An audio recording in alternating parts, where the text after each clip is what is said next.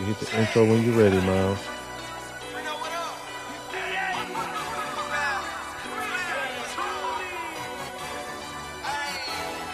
It's time to tune in. We don't got the stats and the info. Rocking with Flim and B Bad. That's my kinfolk.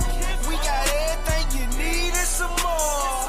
Reporting live with the sports. It's time for Uproar. Uproar. Uproar.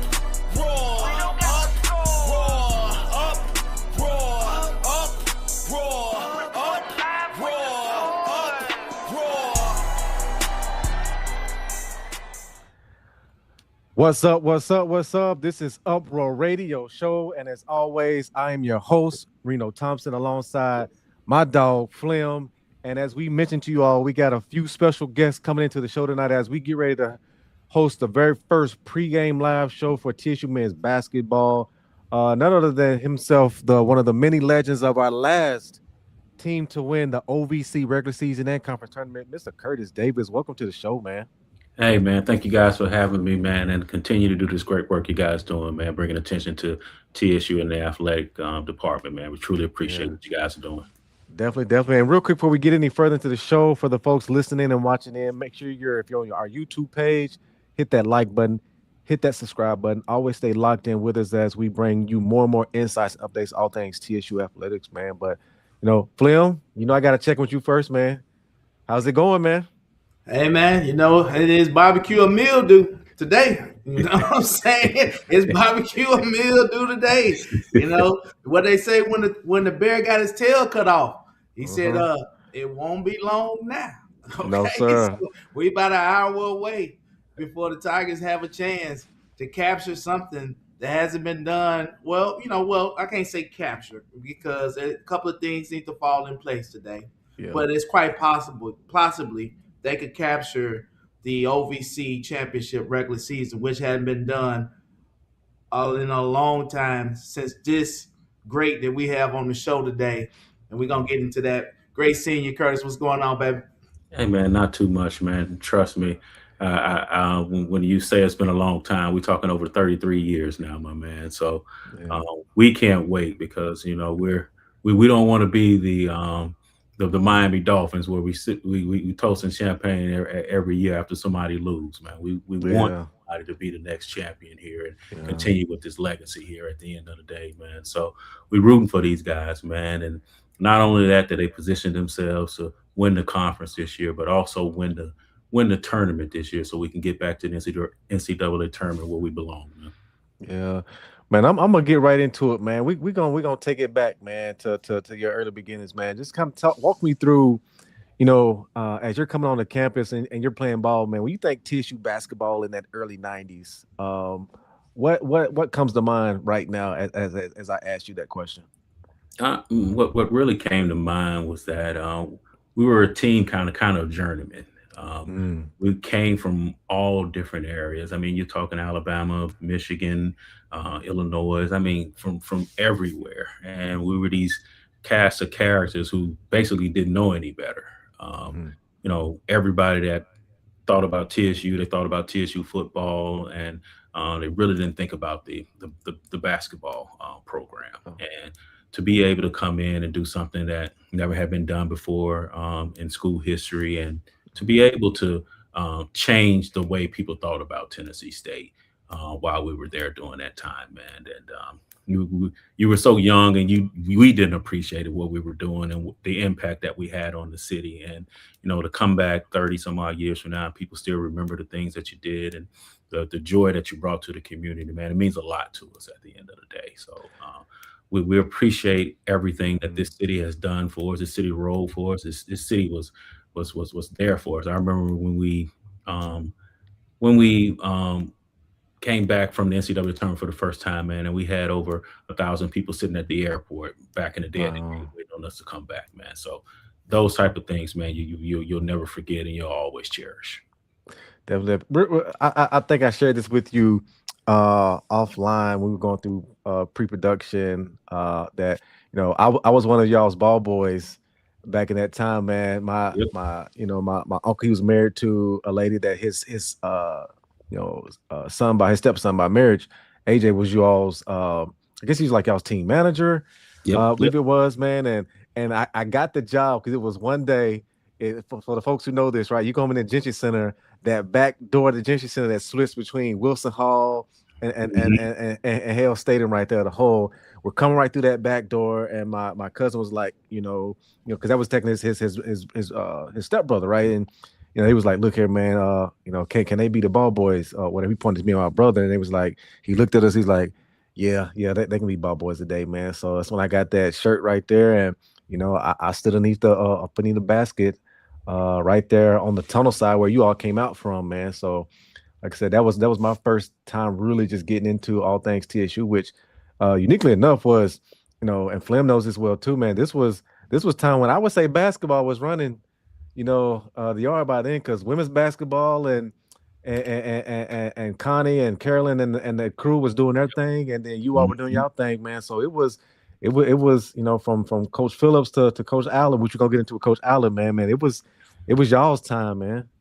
No. I mean, it was a great time. Like I said, TSU, it'll never change. It'll always be a football school. That ain't gonna change. Oh, No time soon. But if you look at the rich history of yeah. TSU, I mean, you go back to the Dick Barnetts and the Mm-hmm. NAIA titles that they won and things of that Mm-hmm. nature.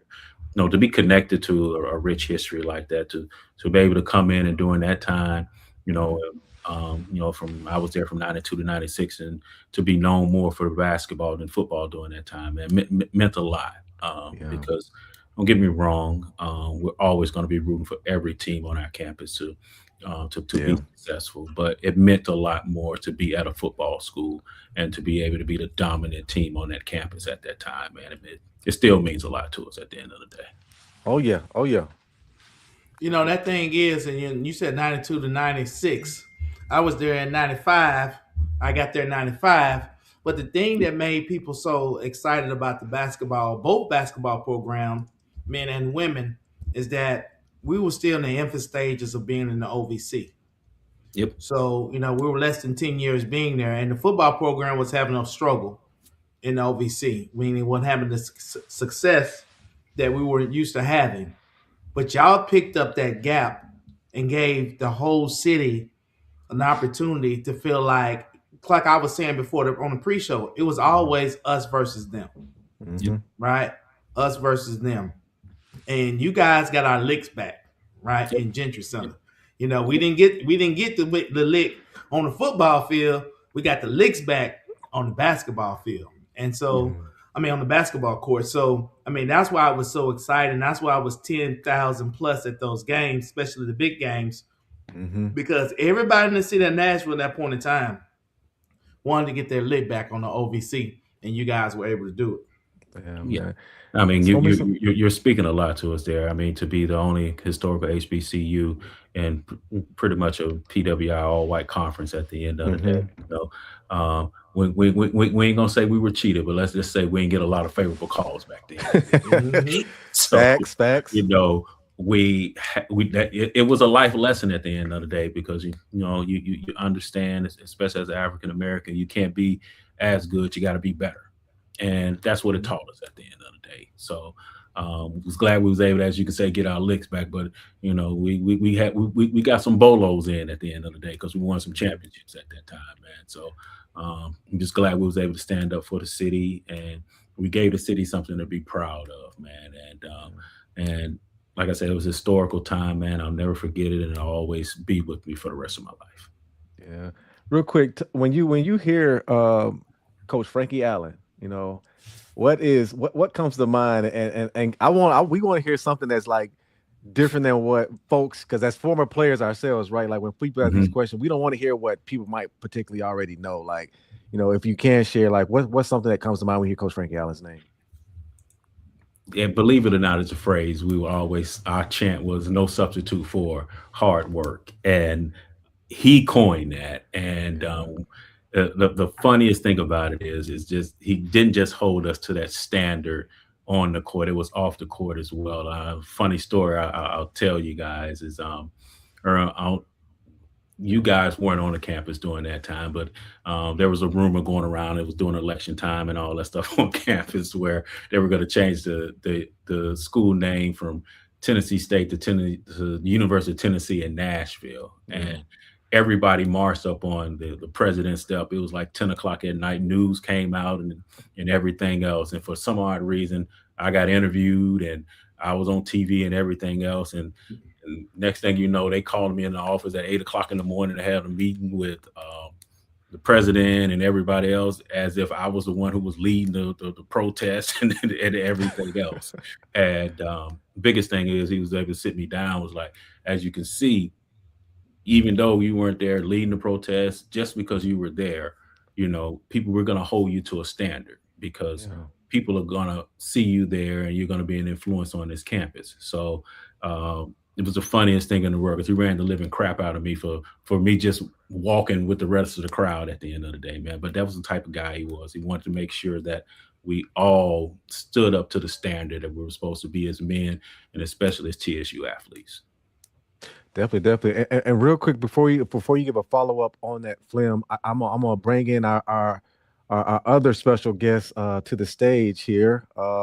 Another that some of us all well know as well too. Mr. Carlos Rogers, the man himself, man. So as always, man, Carlos, welcome to the show, Uproar Radio, man. Excited to have you on. I know you and your guys, y'all talk all the time, man. So I know y'all connect all the time, but me personally, as I was just sharing with Curtis, man, just I got a chance to meet you all when I was a kid and when I was y'all's ball boy back in that time. And y'all's team manager AJ, allowed me to be the ball boy that one Thursday night game, man. When I walked through the back door, the Gentry Center in between Wilson Hall right there, and was able to convince him to be the ball boy. So from that point on, man, just I was excited to be that close to y'all and watch you all do your work, man. But as always, welcome to the show, man.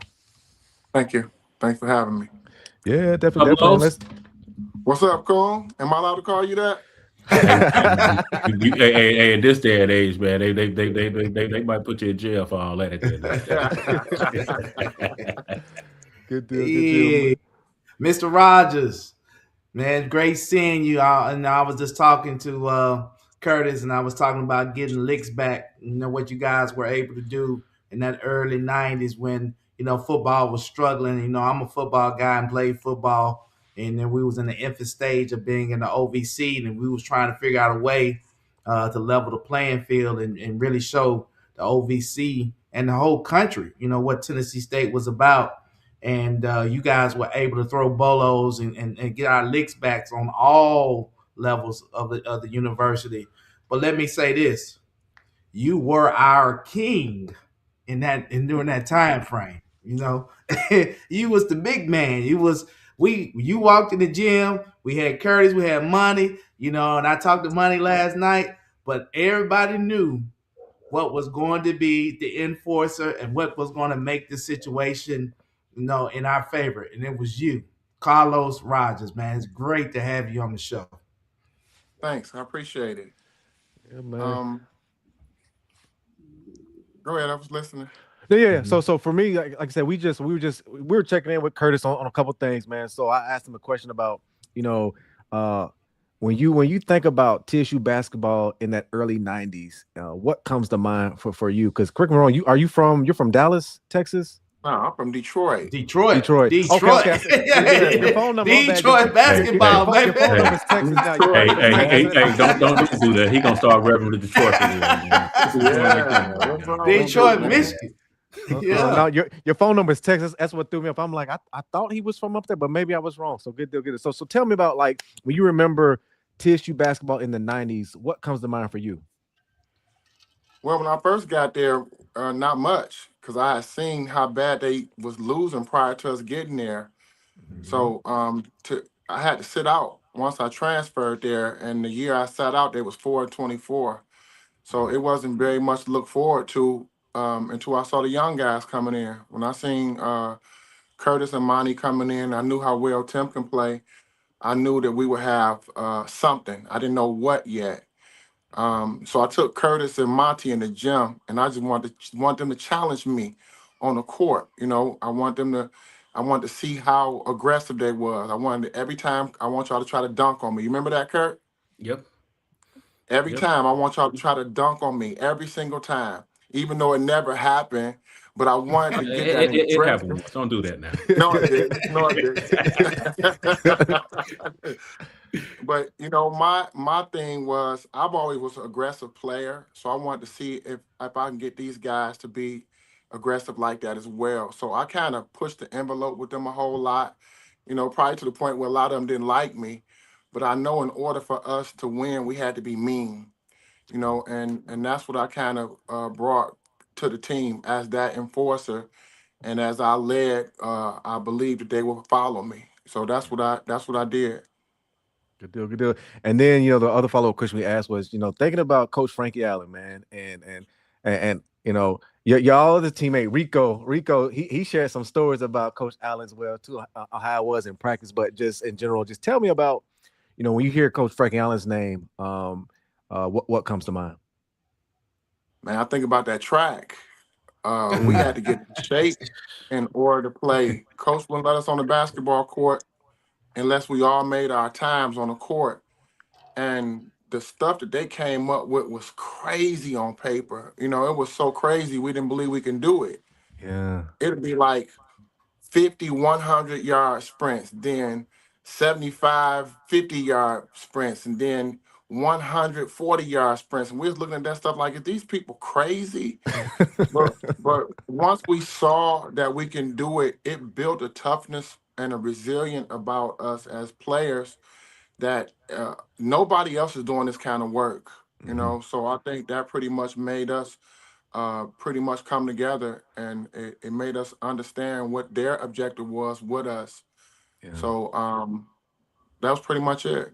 Flim, you Hey, hear don't, that? The basketball team had to run the track. don't remind me of that track, man, because he That's made me, crazy, in wasn't order it? for me to make the team, I had to run a 4 minute mile, man. So don't do that, man. Oh my Yeah. goodness. I never would have thought y'all had to run like the track like that. Because again, like We from my ran naive like man, I'm way crazy. younger than y'all, right? So my naive mind, like your condition was just more just, coach make you run, baseline to baseline. It was more stuff like that or just shuffling. I mean, like, Uh, man.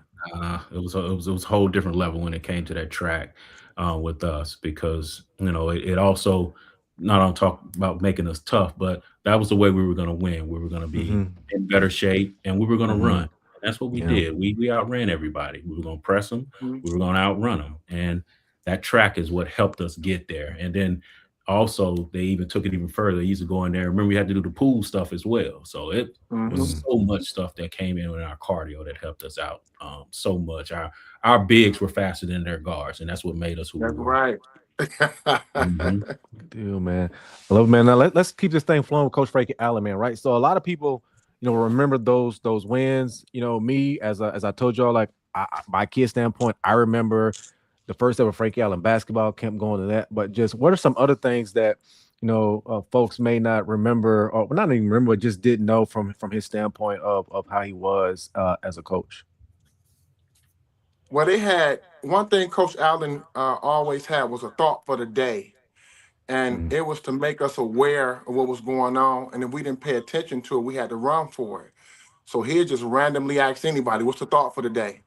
And mm, if you didn't know it, we all had to run. So we made sure that everybody knew that we was on the same page. And I think that's what Coach Allen was developing with us, the point that we were on the same page. And because if we had to run, we was pissed at the person that caused us to run. mm, So we made sure that we all was on the same page. Before practice, we mimicked the thought for the day because we didn't know who randomly that he would pick to give it to us. And mhm, it's just a lot of scenarios where coach just built he made us more team oriented. He removed the I out of mhm, team and the me. So he made us all develop to the point where we thought on we one team and one sound, mhm. and that was pretty much how we were identified. Yeah. Kurt, you want to add anything to that? I mean, he's on point with it. I even forgot about that thought of the day, because trust me, if somebody forgot it after we ran, we was gonna beat the living crap out of the person who forgot it at the end of the day, man. Because it also taught us about preparation. We had to get there early. If practice was at 9 a.m., the latest you can get to practice was going to be 8:30 because Yeah. you had to learn how to be on time. And Mhm. he put those disciplines in us at the end of the day, man. And believe it or not, we all carry that same passion with us, and we carry that stuff with us to this day, man. So we appreciate everything Coach Allen did for us because he was a father to a lot of us because a lot of us came from single family homes. So Mhm. we were thankful for everything that he taught us and helped us prepare us for real life at the end of the day. Man, I love that. I love that, man. Well, I'm not gonna keep hogging all these questions here, man. My co-host, man. I can't be greedy, man. So Flim, I'm gonna let you get on in there, man. Kick me out the way, man. Yeah, so we're talking about those great times in which you guys were, the authors of, and man, and we're doing this show tonight because there's an opportunity for the Tennessee State basketball program to do something that hadn't been done since you guys were there, and is it which is get opportunity to win the championship, regular season. And we know all the things that have gone on with our university and all the changes and the topography of Nashville changing, and a lot of things have changed in Nashville at the university, the city itself. What are you guys excited about, with the university and the program of it, well, what's going on? 13-5 this year, and conference 19-9 overall. So tell us how you're feeling about the program and the direction of what's going on with Tennessee State basketball. Go ahead, Los. I'll come after you.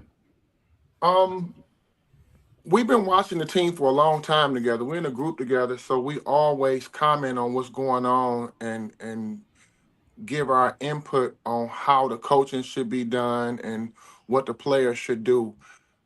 We always excited about whether they win or lose. We excited about the opportunity they have, but for the most part, our whole thinking is you have to finish the job. And I don't want the guys to get too excited about what's going on right now because the picture is way bigger than just tonight.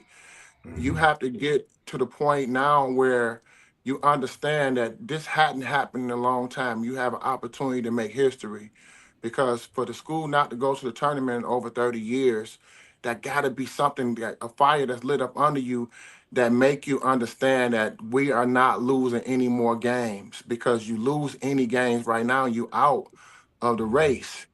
So pretty much that's how we look at everything.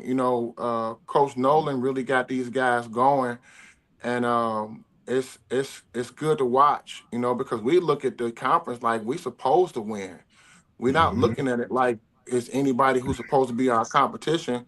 We the long-standing people in that conference, so we supposed to win. We Mhm. always look at those other teams, SEMO and UT Martin and all those schools is beneath us, despite how everybody else look at it. We always felt that way, and we still Mhm. feel that way. We supposed to win. So Mhm. we don't get too overly excited about what's going on. We want them to win, but we expect them to win. Mhm. Mm. Well said. I mean, the biggest thing with this program that I've seen this year compared to years past, you see the difference in how the team plays. They play together. They play smarter. They play faster. You see them doing things in a unison that you haven't seen in a very, very, very, very, very long time. Um, I look at the players, and they're out there competing to win. They're not competing to say, "Hey, I got 20 points this game," or "I'm the leading scorer on this team." You're seeing them playing together with the passion of, "We want to be champions at the end of the day." Hmm. And you look at this team from top to bottom. They play well together. They don't care who is the leading scorer. They don't care who's the leading rebound or who's getting the accolades, just like we did when we were at that time. And to see them play this smart and play together, and you have to tip your hat to Coach Nolan Smith for what he has done with this team, because I have not seen a TSU team be this good in a very, very, very, very long time. Hmm. Okay, so sticking with that, so this is a part question that's going to tie in the times. One of the things when I talk about getting the lick back, when you guys won the championship, the officiating wasn't always that favorable. Okay, and I think I'm being kind. and you guys were able to overcome that. Kind of discuss how y'all overcame that during that time period. And we're in Cape Girardeau tonight. And something tells me that's this same team might have some of those same obstacles. So tell us how you guys got over it. And then if these guys are listening or somebody or whatever, to give them some tips of how to overcome that tonight. Well, Coach the biggest Coach thing. Allen didn't allow us Go to ahead. make any excuses for what's going to Mm. happen. So our objective was to win the game, whatever that costs, and don't get in the way of the victory, because us talking back to the refs or getting thrown out the game, that can cost you. So in order for them to be able, they have to be disciplined and understand that even we the only HBCU in the conference, and we always have been. And that right there, they didn't want us to win at all. And they have to understand that. But don't let that be an excuse for failing. So you have to go out and be disciplined and understanding that this is your job and you have to win this game despite what these referees do. If a referee call a bad call, get a referee a good call, ref. That get the referee off your back, instead Mm-hmm. of being aggressive with the referees and end up getting a technical foul. If it's going to be any technical fouls, let the coaches get it.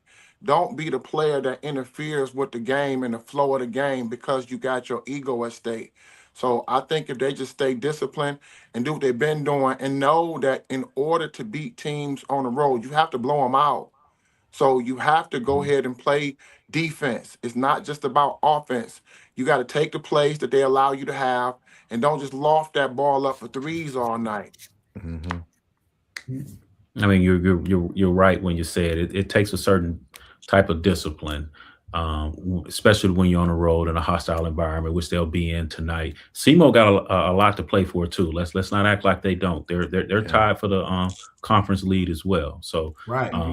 this is also you have to be disciplined in the fact that you got to understand you're going to have to send a message because you may run into SEMO again in the tournament. So you got to let that guy know man to man that hey, I'm a better athlete than you, I'm a better player than you, and I'm also smarter than you. At the end of the day, I'm not going to let you dictate or get me riled up to where I'm going to be making mistakes. I'm going to stay inside of my body and we're going to play our type of basketball because we know man to man, player to player, our roster, you guys are not as deep as us. You're not better than us at the end of the day. You have to believe that.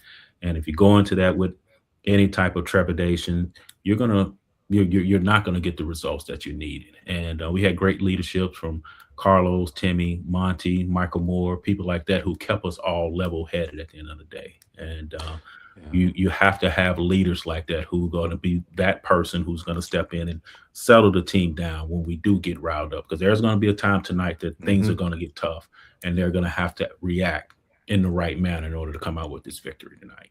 Definitely, man. Let me add on that. So that's one of the keys that I said. When Flem and Bath and I were talking about this Tuesday, I said, man, when it gets to this time in NCAA, right, it is point guard play is so important because point guard play settles you down when things just not right, right? Making sure we get a good shot, as you said, Los, right? Not just still going out here and jacking up shots, and we've seen what has happened especially for us in history. I know you all went through it of having a game where the fouls were astronomically spread, right? Meaning it was 26, 27 against you all, and the other team was probably less than like 8 or whatever, right? But it's like that's when, as you said, Los, man, you got to turn around and stay sound in it. Don't let the refs see that. Don't let the players see that. Again, that's all creating momentum. And for me, like that's what I'm looking to see to where keep that excuse out of the frame. Because at the end of the day, if you're staying disciplined in your structure and you're finding a way to still get good possessions, good shots, I like to think that we say the basketball gods, that the momentum will turn back in towards your favor if you're doing that. Mhm. Good No, deal, I good deal. concur. you look at our team. We got the number one offense in the Mm-hmm. conference.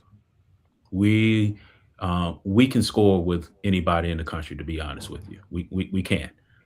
Is are we going to be sound defensively? We're ranked 10th in the conference in defensive efficiency.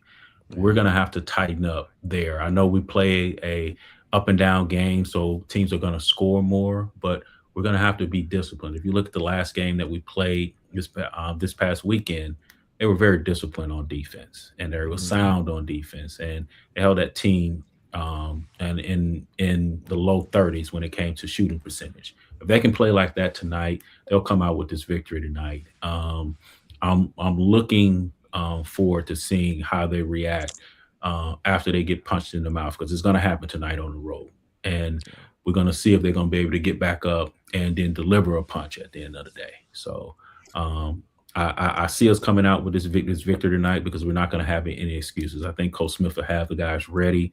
I think he has a great game plan for tonight, and we just got to stay disciplined and not get routed once we take that first blow they're going to give out tonight. Yeah. So one of the things when you talked about that stat, first in the offense, 10th in defense, that's shocking with Coach Smith being from Duke. They're known for being very sound defensively, and I'm pretty sure, this is his first year and trying to implement his defensive system. The thing is that you guys were very great defensively. You shot the three ball well when you was going on your championship run, but the defense was anchored by big Carlos Rogers in the paint. And this team Mhm. doesn't have that presence, right? They don't have that rim protector. They don't have that, and they're very aggressive. They're in the top, 10% in college basketball with steals because they steal the ball a lot. Nkrumah, he has to be in the top 10, and he had a 9 steal game early in the season. Mm. So that being said, that cohesiveness defensively without having a big man, in the paint. What do you think? How should they manage that? Well, we're at the end of the season. They've been managing now, but what do you think the key to keeping that back line or front line, where they're not exposed because of the lack of size? They gotta pay attention to the old rule, ball you man. You gotta see where that ball is, you gotta see where your man is. So blocking out is the number one key to making sure defensively that you're doing your job. And that's the only way you can get out and run. So preventing them from getting the offensive rebounds is a must. And that's 5 people that have to block out. It's not just come to the big guys. You have to play with who you have. So it's no excuses at this point. This is how they've been playing all year. Mm-hmm. So defensively, that's the issue defensively that they have. They don't have a shot blocker, but they got scrappy guys, and they just have to be the ones to step up and making sure they don't have any assignments missing. If you have block out assignments that you miss, that gives the other team that's much bigger than you an advantage, and you have to keep them to as much disadvantage as you can, to because as small as we are, those big guys can't run with us. So I think the key to success for us is making sure you stay close to your man on defense. So when the ball go up in the air, you're in position to block them out. And also the game has changed tremendously since we played. We were inside out. We shot a lot of threes, but we went inside first. Nowadays, you're putting up more threes than anything else. So Carlos is so correct when he says everybody has to block out, especially on the perimeter, because you're going to have a lot of long rebounds that are going to come because Mhm. people are going to be putting up a lot of threes. Simo is going to put up a lot of threes tonight, and we have to make sure that not only we take care of our individual assignments, but also on the help side, be able to be in position, but got to get back and block out your man and get those long rebounds so that now we can let Petrie, he can run the floor, he can get up and down, and their bigs cannot run with him. So if they can do that and then get out and run, we should be very successful at what we're trying to do tonight. Quick question for y'all. And this is a football comparison. So a lot of times right now, obviously in football, and growing up for me and Derek, right, it was run the ball first, then you pass, right? And now it's so much more wide open and quick game, and guys just throwing the ball quickly, getting it out. But regardless of all of that, once you get to late November, December, January, it still comes down to how well can you run the ball. Um, would you say that even though it's changed, right, from basketball being an inside out game to now being a more three-leg game, would you still say that once you get to tournament play, as we're about to step into that, it still gets down to your efficiency and getting good shots and not necessarily just trying to outshoot somebody, or is it like no, the game is who's just hot and they gonna shoot the ball well. If they shoot the ball well, that's just what it's gonna be. Nah, that's not how basketball is played. No matter what the game dictates. Because last game they blew the guys out and they didn't shoot a whole lot of threes. Right. Mhm. So I think the key to success is getting the shots that's available and not creating long threes. If you got a dribble, penetrate, and kick, then that's a shot you have to take. One thing I learned about being in the NBA, they said a shot created must be taken.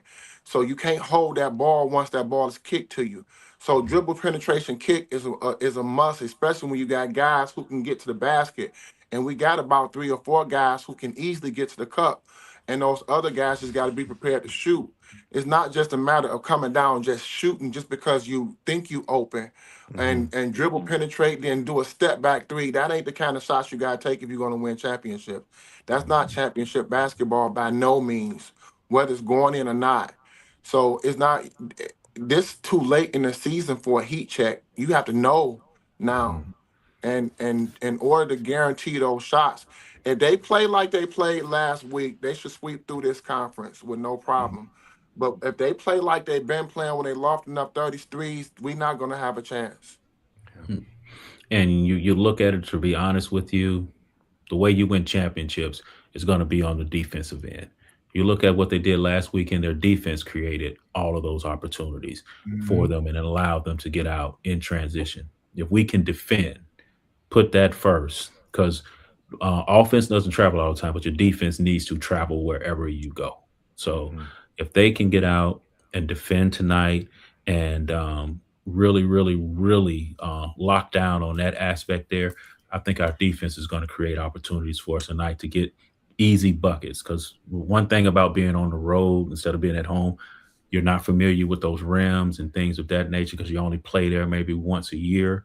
If you can Mhm. get a layup, get things going, get something easy, then it makes it a lot easier for you when you're getting later in the games and you have to make those shots under pressure. So if we can get out defensively and really get our transition game going off of our defense, I think we'll have success tonight. So let me ask you a question. Let me ask y'all. This is a two-part question. So we talked about the pregame. It's the pregame. We talked about the keys for tonight's game. But let's drop back 30 years ago. Let's talk about the character of the team and a couple of insight things that that I kind of skipped over, but our fans and followers will want to know. So who would you say on that championship back-to-back team was the best athlete on that team? Athlete. Now, when you say athlete, do you mean as the best athletic basketball player or the best athlete as in could play multiple sports? Jump out the gym, fast, strong. This was the freakish, It's me. attributes. What kind of question is that? The first off, what you expected in the other answer. That's the first thing. No, because a No, lot of people don't hey, know. no, no, no, A no. lot of Number people don't one, know I'll that give we him that. But played if I football. had to We say played. overall, who was our best overall athlete who could play, I would probably say Tim Horton. It's probably who I would say. Tim Horton, Nah, the Hmm. point guard. Yes. no way. It We was you, we Carlos. played for sure. We played every sport. A lot of people don't know that. We played baseball. We beat the baseball team in baseball. We Breaks played off of them too. football. We played, yeah, we played everything, and I've always been I can play every sport. So that's why I say in me, it's not just basketball. I'm a great baseball player. I was a great football player, great basketball player. I'm just a Mhm. competitor. So my thing has always been by all means necessary. So that's what I brought to the table. Everything we did.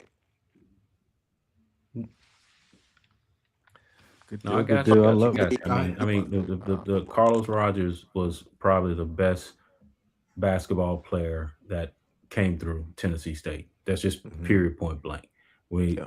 To Woo! me, there's no denial with that. We can try to bring up other names and things of that nature, but I think he did I think Carlos Rogers, in my estimation, in my humble estimation, did the most in the shortest amount of time. a lot of the guys had to be there 4 years, 3, 4 years in order to achieve what he did in 2 years. So Right.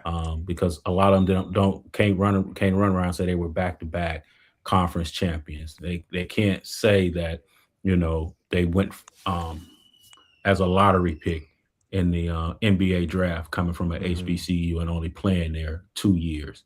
Most of those guys stayed there 3 or 4 years and had to build a reputation. He didn't have all that time to do that. So my hat's always going to be off Carlos Rogers, and I'm always going to say he was the best player to ever come through TSU.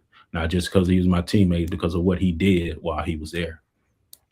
So all right. So the second part of that question. Can you are you back with us, Carlos? I got a bad connection. Well, I think you. It's your audio. It's coming through distorted right now. Yeah. Well, I think you're joining us from overseas, aren't you? Yeah, I think he's over there in China. So No, I never do my connection, man. What y'all talking about?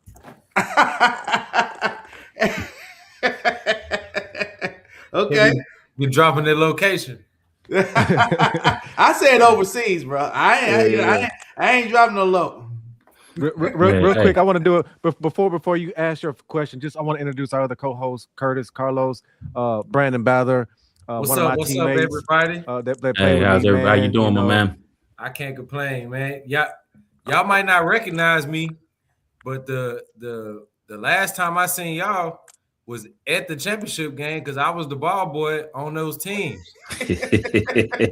So just so you know, me and my little brother, we used to be the ball boys that Frankie Allen, all y'all, man. Look, I grew up saying You I was used after to, me. You was after me though, Bather. You was yeah, I after me. know. I was after Yeah. y'all. I used to be like, I'm like Carlos Rogers. I used to go to school. I'm dunking on them. Yeah. So it's a it's a full circle moment, man. Shout No, out. no, no, man. We appreciate you being there for us, man. We They used to appreciate fam. all. They used to give me cokes after the game. Go to the locker room. I used to get my one cold drink. My Uh-huh. brother would get our little popcorn, hot dog, and a drink. Yeah. Hey, man. No, man, it was the days back then, man. Like I said, we appreciate you guys, man, and we're happy to be to help be whatever inspiration we were to you guys, man, to be in whatever you are in this day, man. So we just appreciate everything the city has done for us, man, and we appreciate you guys.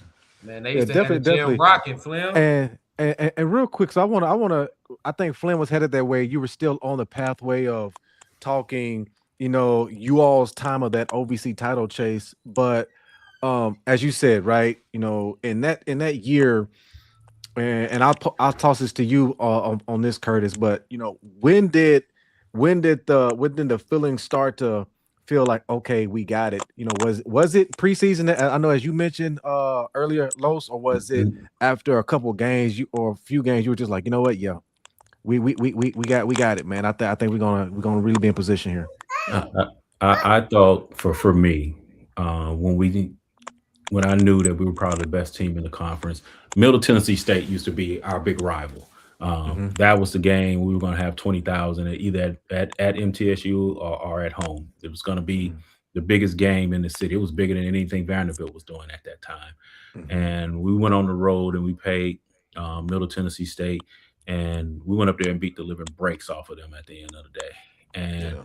I knew we had something special after that because no one expected anything of us at that time. And to go up there and be able to win that game convincingly gave us the momentum to make that run that year. And there was no team that was better from us top to bottom. We had whatever team we played at every position, we were a better man than anybody, and our bench was better than a lot of the teams that we were playing starters. So we got that confidence in my mind during that MTSU game, and we took that and we just ran with it the rest of the year. Los, you agree, or you got a different one for you? Yeah, I think my thoughts is different than Curtis because I knew we were good when we played in the summer leagues together. Once I saw how we gelled individually, because we all were separated in the Vanderbilt Summer League, and all of us that played, Tim was the lead scorer for his team, Monty was the lead scorer for his team, Curtis was the lead scorer for his team, I was the lead scorer for my team. So we all was the lead scorers for our particular teams.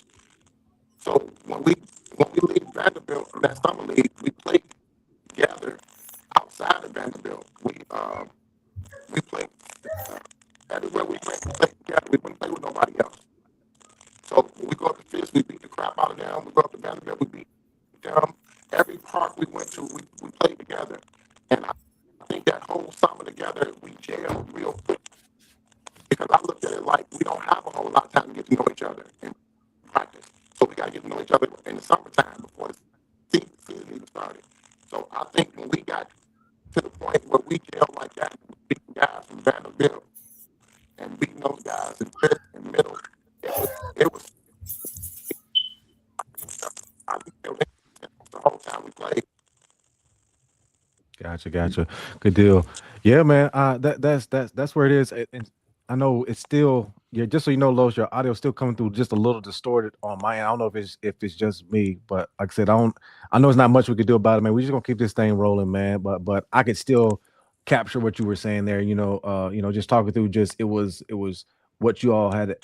Your expectations, like you said, started in the summer league, man. It just it you felt it and believed it then, man. So like I said, that's one of those things where I've always been curious of because I know from my standpoint, and particularly with the MTSU game for you, Curtis, right?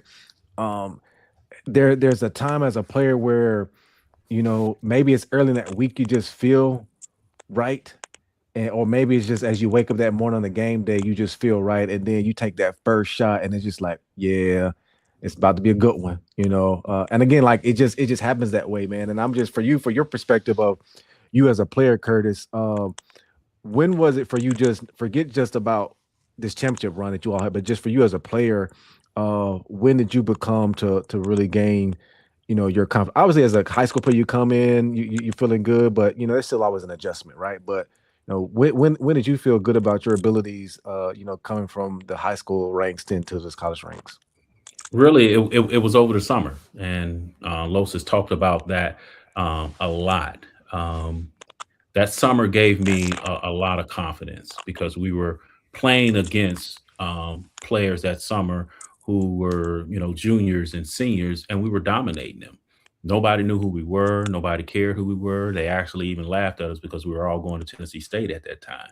But by the end of that summer league, people thought about TSU a little differently because of the work that we put in. And we were me and Monty came in as freshmen that summer, and usually the freshmen don't come in until after when the school first start, and they had us there early because they told us, look here, we have an expectation for you guys that you're going to have to play well in order for us to be good this year. So that lit a fire on us that and Los was on us the whole summer. You guys gonna have to do this. You're gonna have to do this. And we literally ate, drank, and ate basketball that whole Mm, summer. I mean, 16 hours out of that day, we were doing something with a basketball. And it made us better. And now when we were going into conference play and things of that nature, we weren't intimidated with anything because we knew we were better than them because of the work and the time that we put in. So, um, Can you give us like you, a you, breakdown of your schedule back then? Like just a yeah, old, I mean, we would get breakdown. up. We would get up 7 o'clock, eat breakfast, let that digest. 8 o'clock, you were in the gym, working on your individual game until noon. You would go grab lunch, and then we'll come back 1 o'clock, work some more on your individual game, get in the weight room, then go maybe grab some dinner. Then 5 o'clock, we were playing in the gym, and we were mm, going up and down until like 9, 10 o'clock. Find you a snack, time for you to get 8 hours sleep, and then we were up doing it the next day again. yeah. But back in the day, you thought you would have the weekend off, but that wasn't Lowe's plan for us at the end of the day. Mhm. So we would do the same thing on the weekend. So The point of it is every day. I mean, we came in as freshmen. We knew that there was an expectation Where that was that put footage, man? We upon got us. to find that footage. I want to see them Hey, practices, them games. hey, trust me, y'all. They don't want to be. There was a lot of cussing in them I need. footage, man. That's why I said You don't want I anything want with to see those that. footages back in the day, man. But no, it made us all who we were at that time because I know me and Monty every day. We knew that in order for this, when they put a demand on you, when they say as freshmen, look here, this team is not going to do well unless y'all play well. That was put on us. You can either take that as pressure or you can take it as an honor that somebody believe in you that much that hey, if you play well, we're gonna do well. And you look at it and it got down to the end of the year, and you look at the OVC tournament, and the three people who was there that summer, Carlos, Monty, and myself, we made the all tournament team that Yeah, year because we put the work in, yeah. and we believe that we deserve to be there at the end of the day, man. So I'll always cherish that summer because I thought I was working hard when I was in high school and Hmm. didn't figure out I wasn't working hard until I got to college and I got around Carlos and Monty, and they made me take my game to that next level. Real quick, Los. Tell me this. As you were coming in from Little Rock, Arkansas, when Coach Allen, brought you in, your leadership, was that just you naturally, or did you and Coach Allen have some form of like a conversation that he said this is what I need from you, or you just said, or was it just you like saying, Coach, like I'm gonna be like this, man, because I'm not here to play, man. I'm here to get it done. It was natural because when I was at Arkansas Little Rock, I wasn't the leader. I had to watch Hmm. the leaders lead. So being there and winning the championship with them, I learned how to lead. And I made a promise to myself, like I won't be just a regular player at Tennessee State. I was going to insert myself, you know what I mean, and make sure that I make those guys be accountable for their plan as well as myself. I put a lot of pressure on myself to be good, man, and to be damn near perfect. So, and I held those young guys to the same standard as myself. Like, and I need y'all. When they double team me, I need you to hit these shots. I need you not to turn the ball over. I need y'all to help me rebound. So it's been a lot of time. I'm surprised we all still friends because I was on their asses all the time, man. So, but it was all in love. And I just had learned what it takes to win at that level. And I had to help get these guys up to understand that. Because, like, most of them believe that their work ethic was good enough to win championships already because they probably had already won. But they don't understand that this is college now. And these guys are older than you, they're bigger than you, they're stronger than you. So we have to raise ourselves up in order for us. And they already, I seen in the magazine, they had us down as last place in the league. And that burned the fire up under me. And I put that Hmm. same fire on them guys. I love it, man. So tell me this, man. I'll say I know we're coming up on we're just over the top of the hour here in the game. As always, you all the folks, the game is going to kick off on ESPN Plus in the next now 36 minutes, man. So ESPN Plus, make sure if you with Big Blue, no matter where you are across this country, across this globe here, make sure you're tapping in, man. Let's cheer these boys on second fillers. So this is what I want to do before we get up out of here. I'm gonna start with the non analysts here. So the football guys, I'm gonna go to you, Coach Bath, on this. What do you want to see from the team tonight that lets you know, like, hey, we're going to get it done to get Man, this win. I want to see this rebound number, man. I want us to out rebound them guys on the board, offensive rebound, defensive rebound, get the ball down the court, high flying Tennessee State basketball. That's what I'm trying to see. Yeah. Flim, tell me, what's the one thing you definitely know you want to see? Well, I'm gonna answer that question, but I do have one other question that got left out. So, uh, so you telling me, Curtis Davis, you and Monty Wilson were freshmen because that whole team looked like grown men to us when we were watching the game. Hmm. No, I we mean, were no, we were freshmen, and they roomed us together for a reason at the end of the day, man, because we had to hold each other to a standard, and we had to also be there for each other at the end of the day, because there were times that did get tough at the end of the day, because Yeah. you're coming from high school where you're getting 20 shots a game to now where you're becoming a part of a team and you're building something at the end of the day. Hmm. And we, like I said, there were a lot of expectations put on that room at the end of the Hmm. day, um, Yeah. and we had to hold each other up. But at the same time, that team, we had great leaders like Carlos. I mean, Rico Beasley, Hmm. Greg Watkins, and things, people like that, who were always in our ear.